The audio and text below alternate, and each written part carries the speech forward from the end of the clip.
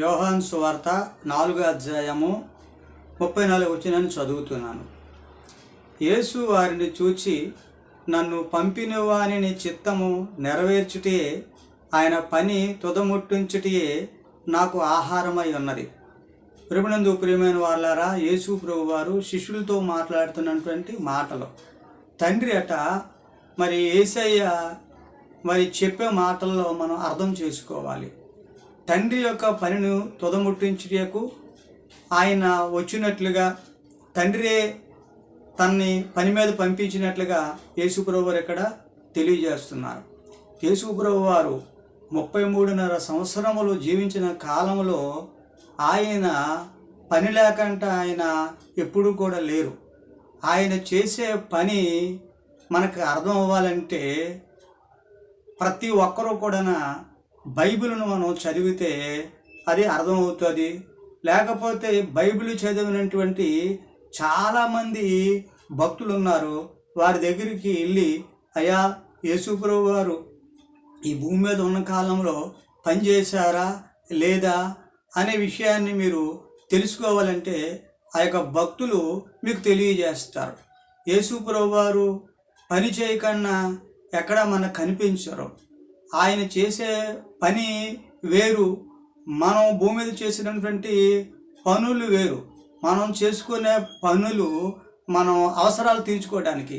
కానీ యేసుప్రభు వారి పని ఏంటంటే సర్వమానవాళ అవసరాలు తీరే పని. యేసుప్రభు వారు ఆయన ఒక బోధకుడిగా పనిచేశారు. యేసుప్రభు వారు ఒక డాక్టర్గా పనిచేశారు. యేసుప్రభు వారు తండ్రి చిత్తాన్ని నెరవేర్చడానికి ఆయన పనిచేశారు. ఆయన పని తెలుసుకోవాలనుకుంటే, ఆయన ఏం పని చేశారో తెలుసుకోవాలనుకుంటే ప్రతి ఒక్కరూ కూడా బైబిల్ని చదివితే యేసయ్య పని ఏంటో అర్థమవుతుంది.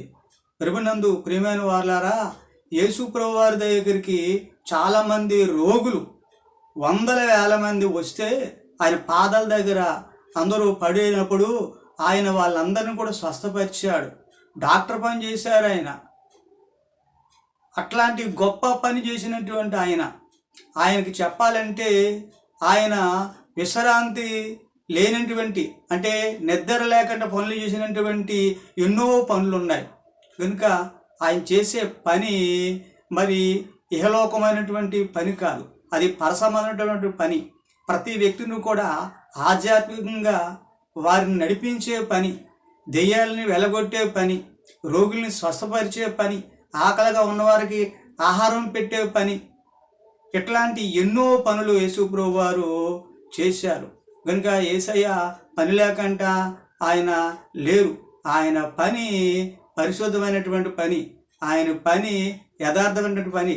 ఒక మాటలో చెప్పాలంటే లోకాసు వార్త 19వ అధ్యాయము 10వ వచనంలో యేసుప్రభు వారు ఏం చెప్తారేంటంటే, నశించిన దాన్ని వెదక రక్షించుటకు మనుషు కుమారుడు ఈ లోకముకు వచ్చినని తేటదలంగా చెప్పారు. అంటే నశించిపోతున్నటువంటి వారిని అందరినీ కూడా రక్షించడానికి వచ్చాడు ఆయన.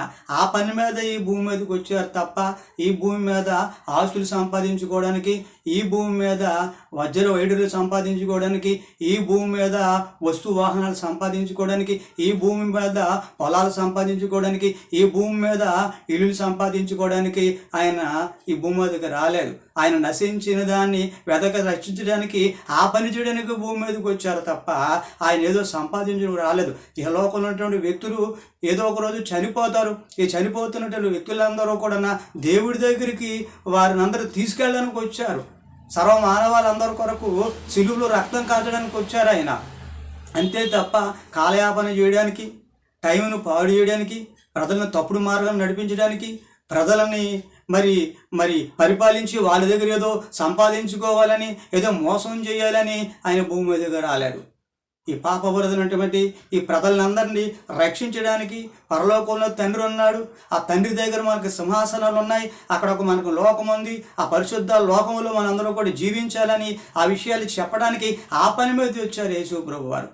ఇక్కడ ఏదో ఆస్తులు అంతస్తులు సంపాదించుకోవడానికి యేసుప్రభు వారు రాలేదు. యేసుప్రభు వారిని గురించి పూర్తిగా తెలుసుకోవాలనుకుంటే గొప్ప భక్తులు భూమి మీద తెలుసుకోవడానికి, యేసయ్యను తెలుసుకోవడానికి దేవుడు వారు నుంచారు. పెద్ద పెద్ద వ్యక్తులు పెద్ద పెద్ద భక్తులు వారి దగ్గరికి వెళ్ళి వినయ మనసు కలిగి, అయ్యా యేసయ్య గురించి మీరు తెలుసుకోవాలనుకుంటాను, మాకు చెప్పండి అంటే అది ఎంతో మంచిగా చెప్తారు. ప్రేమించి ఆదరించి యేసయ్య గురించి చెప్తారు. యేసయ్య లాంటి వ్యక్తి భూమి మీద ఎక్కడ మనకి కనిపించారు. కనుక యేసయ్య పని చేయడానికి వచ్చారు. ఆ పని ఏంటంటే నశించినటువంటి ప్రజలందరూ కూడా రక్షించి పరలోకానికి తీసుకెళ్ళడానికి ఆయన ఈ భూమి మీదకి వచ్చారు. అదే చెప్తున్నారు.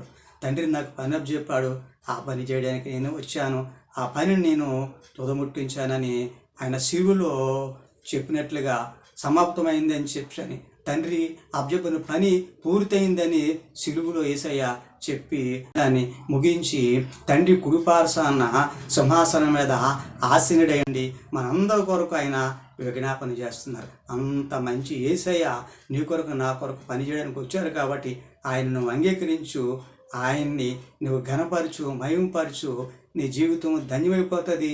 నువ్వు చనిపోతే పరలోకానికి వెళ్తావు. దేవుడి మాటలు దీవించును గాక. ఆమేన్.